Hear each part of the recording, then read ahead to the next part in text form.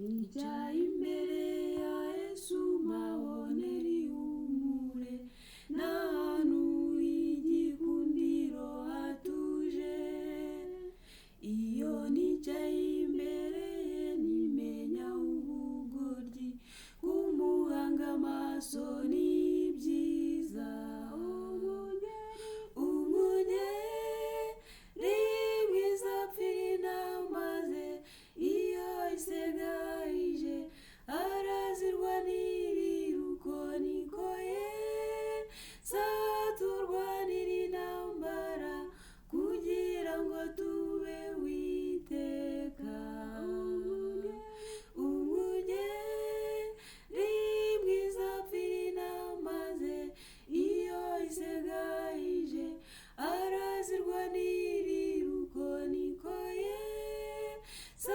turwanira intambara kugira ngo tube witeka. Kwicara imbere ya Yesu nta mahirwe arutayo, niho nsigiwe imbabaza byose. Iyo nicaye imbere ye nkunda kumuganyira, nawe ababarana nanjye. Umugeri mwiza apfira intama ze, iyo isegayije arazirwanirira uko niko turwanira intambara kugira ngo tube witeka.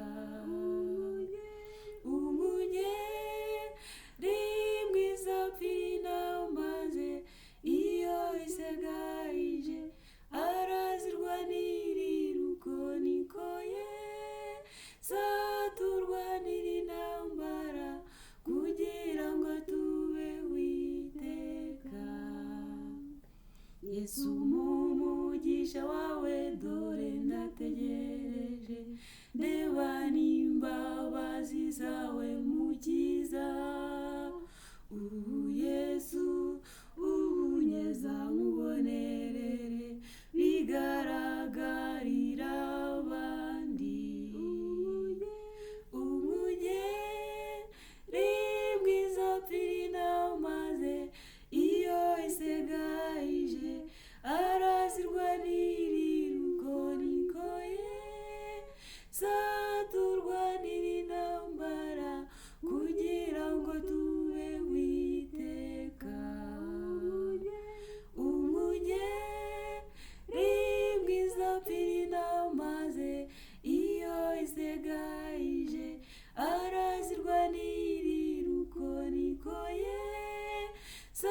turwanira intambara kugira ngo tube witeka.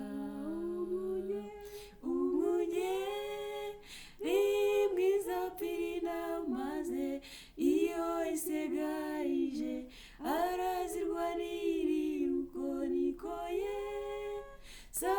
turwanira intambara kugira ngo tube witeka.